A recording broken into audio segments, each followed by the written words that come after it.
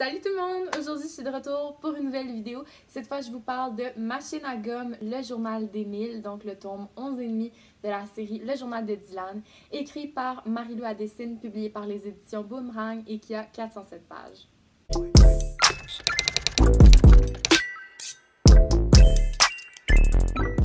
Donc, petit résumé. Après sa tentative de suicide ratée, Émile est placé dans un centre pour qu'il aille mieux. Là-bas, il va faire toutes sortes de connaissances, il va créer des amitiés, il va créer des liens un peu plus houleux des fois, mais il va vraiment plonger au plus profond de lui-même et comprendre pourquoi il a eu envie de s'enlever la vie. J'ai vraiment aimé avoir l'avis d'Émile.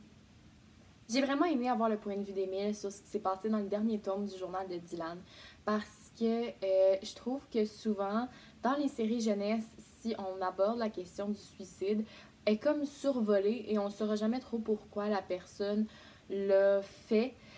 Et dans ce livre-là, vraiment, on comprend que Émile était vraiment dans une détresse intense, profonde, qu'il y avait beaucoup de colère en dedans de lui et il savait pas comment gérer ça. Il y a aussi, c'est un peu la faute à ce qui s'est passé durant son enfance. Donc, on va vraiment explorer son passé et en tout, ça nous donne une meilleure idée de pourquoi Émile est comme ça.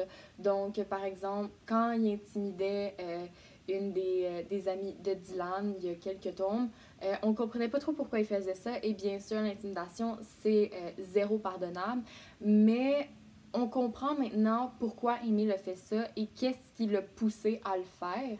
Donc, je dis pas que c'est correct, mais je dis juste que maintenant, on comprend le pourquoi du comment, ce qui est plutôt intéressant. Et j'ai beaucoup aimé aussi que dans ce centre-là, il y a toutes sortes de personnages, comme toutes sortes. Et on va explorer différentes avenues, on va parler beaucoup de santé mentale. Et par exemple, il y a un garçon dans le centre d'Émile qui a le syndrome de Gilles Latourette. Donc, lui, il va se mettre à crier des gros mots, mais il peut pas s'en empêcher parce qu'il a comme pas... Il peut pas s'empêcher de le faire et ça, ben, ça a créé une relation un peu houleuse au début avec Émile.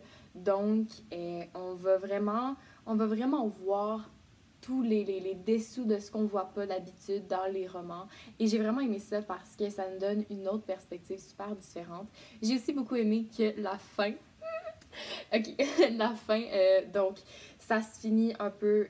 en fait, ça se finit de la même manière que le tome 11 du journal de Dylan. Dylan s'est fait laisser par Colin. Et là, Émile, lui, il doit gérer tout ça. Donc, j'ai vraiment aimé la fin parce que ça me donne super envie de lire le tome 12. J'ai vraiment hâte de poursuivre ma lecture. Donc, j'espère que vous avez aimé la vidéo et que je vous ai donné envie de lire ce livre. Donc, n'hésitez pas à liker la vidéo, la commenter, vous abonner à la chaîne si ce n'est pas déjà fait et activer la cloche pour les notifications pour savoir quand je poste. Donc, on se retrouve dans une prochaine vidéo. Bye!